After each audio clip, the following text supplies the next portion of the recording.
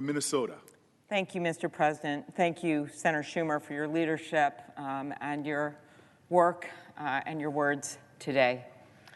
As I stand here, I look at the faces of the staff. I remember the moment when we were pushed out of this chamber for security reasons. I remember the word of one staff member, Lee, who yelled out, "Take the boxes, take the boxes." She was talking about the mahogany boxes that were filled with the electoral ballots because we knew they would be destroyed if they were left behind.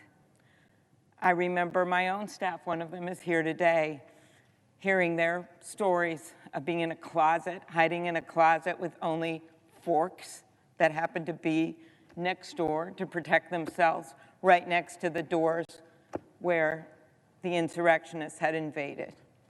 I remember the staff throughout this building that were marooned in places, and the faces of the police officers, the cuts on their faces, the anguish in the words of Officer Dunn, who said at the end of the day that he had been called the N-word multiple times and that he had looked to his friend as they collapsed in the rotunda and said, "Is this America? Is this America?"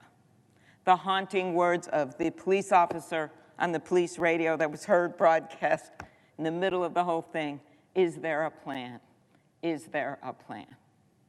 There were many breakdowns that day, but the biggest breakdown was the breakdown of our democracy, that some people actually felt that they could take the law into their own hands, that they could invade not just a building, but our very republic. I look back at the words and the speeches that people gave that day, not only after the insurrection, but what was telling was what they said before it started. And I think I would urge people to look at those speeches. That discussion that we were having about this had been raging for weeks and for months. I remember standing at this very place right before we closed down the Senate because of the insurrection and going through the facts about how President-elect Biden at the time had won more votes than any president in history, the facts that 10 living defense secretaries had actually stood up at the time, including both of Donald Trump's defense secretaries, including people like Dick Cheney and Donald Rumsfeld and William Cohen, and came together and said that the scurrilous attacks on our democracy must stop and we must allow for the peaceful transition of power. And then I looked at the very end of my remarks, and I ended with this, right before we were invaded. I said this: my friend Roy Blunt, who I still have immense respect for what he did that evening, my friend Roy Blunt, my fellow Rules Committee leader, many years ago found a statue, a bust of a man at the top of a bookcase. He did research, he went to the historians, and all he could find out was that no one knew who this guy was, except that he was a cleric. Hence, the statue is called the Unknown Cleric. Now, at the time, the leaders in this great place thought this man important enough that they would warrant a statue for him. But today, no one knows who he is. Senator Blunt's message to school kids and senators alike that visit his office when he shows them the statue, what we do here is more important than who we are. And I ended with this: senators, what matters is not our futures, not our short-term destinies. What matters is our democracy's destiny. Because I think many of us know that people will not know who we are 100 years from now or 200 years from now. But what they will know is this: they will know what we did today, how we voted today, and that is more important than who we are. As someone once said, it's a republic if we can keep it. It's a republic if we can keep it. Those words ring more true now than they did a year ago. Because as we know, the haunting shrieks of the police that day, the officer pinned between the doors at the end of rioters, there were people that stood that attacked our republic. I remember Captain Carnicia Mendoza, a 19-year veteran of the Capitol Police who testified before the Rules Committee, who suffered chemical burns to her face while commanding the officers in the rotunda while they struggled to hold the doors open.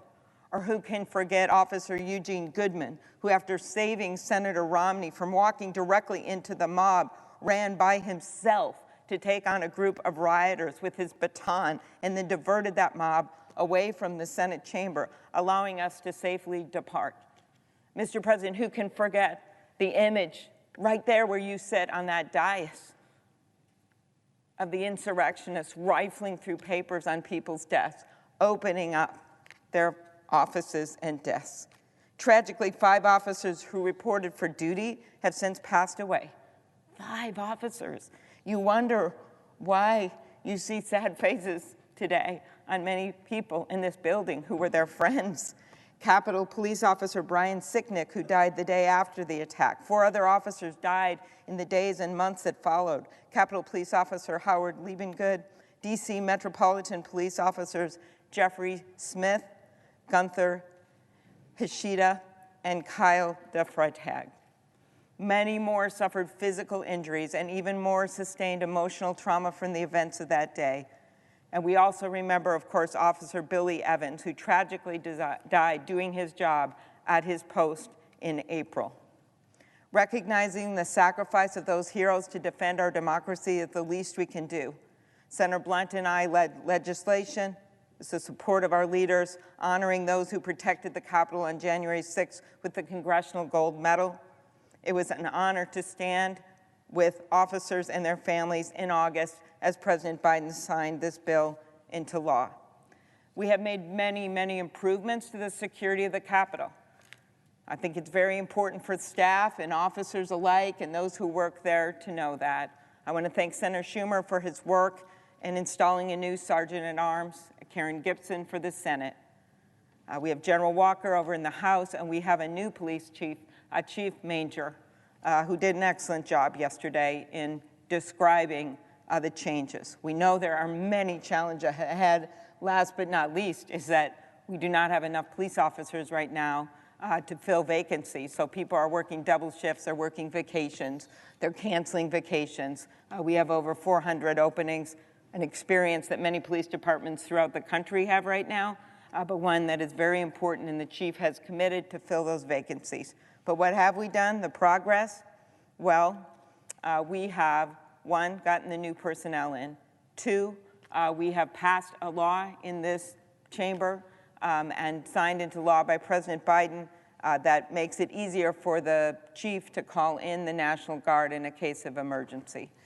We have made sure that there's operational plans in place, as there were this summer when major events occur. And one of the saddest memories of that day was the fact that 75% of the police officers asked to defend this Capitol were in plain clothes. 75%. In many cases, they had less protective gear on than the invaders of the Capitol. That has changed. No more equipment that's going to be locked on a bus that they can't access. Senator Leahy's leadership with appropriations, Senator Shelby's leadership, we've been able to obtain more funding to get them the equipment that they need. All of those things are important. But as Senator Schumer noted, the other piece of this is our democracy itself.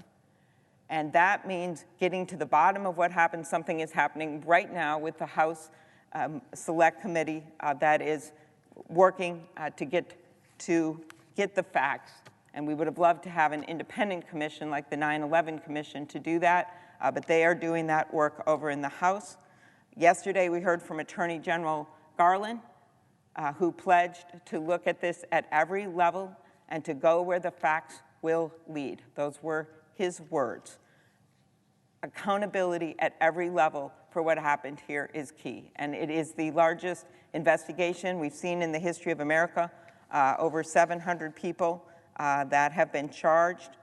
That is a big piece of this work as well, accountability. And as Senator Schumer noted, this is also about carrying on the torch of our democracy.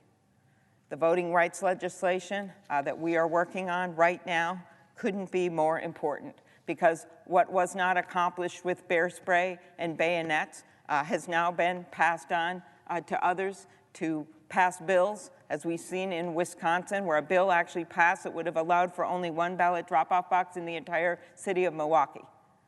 That one was vetoed by Governor Evers. But others have passed in states like Georgia, in states like Texas, and across this country, a concerted effort to undermine our democracy. So it is on us, when we take an oath to defend the Constitution of the United States, no matter what party we're in, to hold our democracy dear.